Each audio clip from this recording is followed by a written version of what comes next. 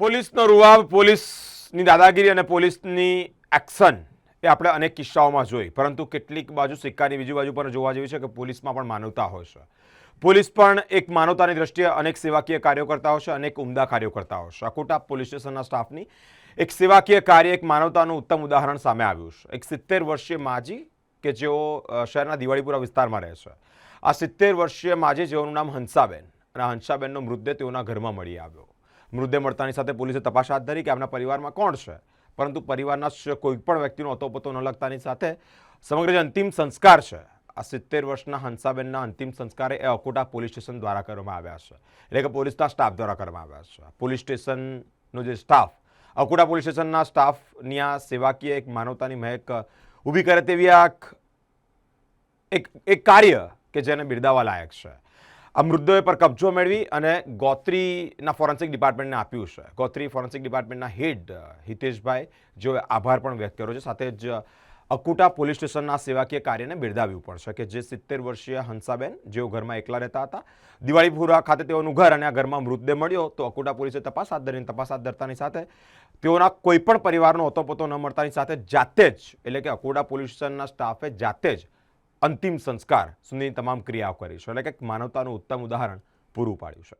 રવિવારના રોજ Gotri medical college અને હોસ્પિટલના ફોરેન્સિક ડિપાર્ટમેન્ટના પોસ્ટમોર્ટમ રૂમ ખાતે અકોટા પોલીસ સ્ટેશન દ્વારા ટાગોરનગર દિવાળીપુરા વિસ્તારમાં રહેતા 70 વર્ષીય મહિલાના ડીકમ્પોઝ ડીકમ્પોઝ એટલે કે બંધ ઘરમાં સડી ગયેલી હાલતમાં એક મૃતક શબને શબ પરીક્ષણ અર્થે લાવ્યા હતા, જેમનું શબ પરીક્ષણ અમારા વિભાગમાં થયેલ હતું.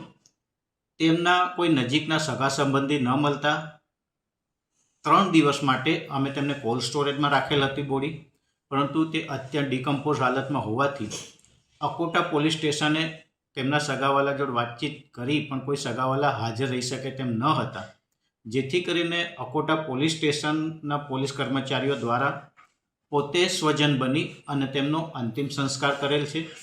અને આ જે વડોદરા શહેર જે ઉત્તમ કામગીરી કરી, પોલીસે જે ઉત્તમ કામગીરી કરી અકોટા પોલીસ સ્ટેશને, તેને સરાહનીય છે.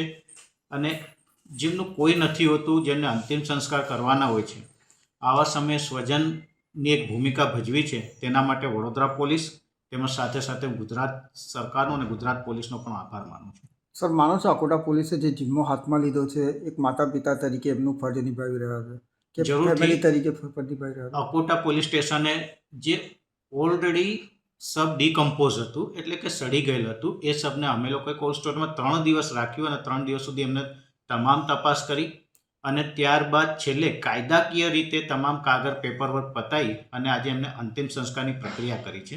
આજે 70 વર્ષીય જે મોટી ઉંમરના માજી હતા, એમને જે અગ્નિદાહ દેવો, એ વડોદરા પોલીસને હું સરાહનીય કામગીરી માનું છું. ખૂબ જ ઉત્તમ કામગીરી છે. અને એવું જ નથી કે આ કામગીરી, જ્યારે પૂર આવે છે, ભૂકંપ આવે છે, કે કોઈ પણ હોનારત આવે છે, ગુજરાત સરકાર, ગુજરાત પોલીસ હંમેશા આગળ રહી છે. જય હિન્દ. આપનું નામ sir? Doctor Hitesh Rathod, forensic department, professor and head.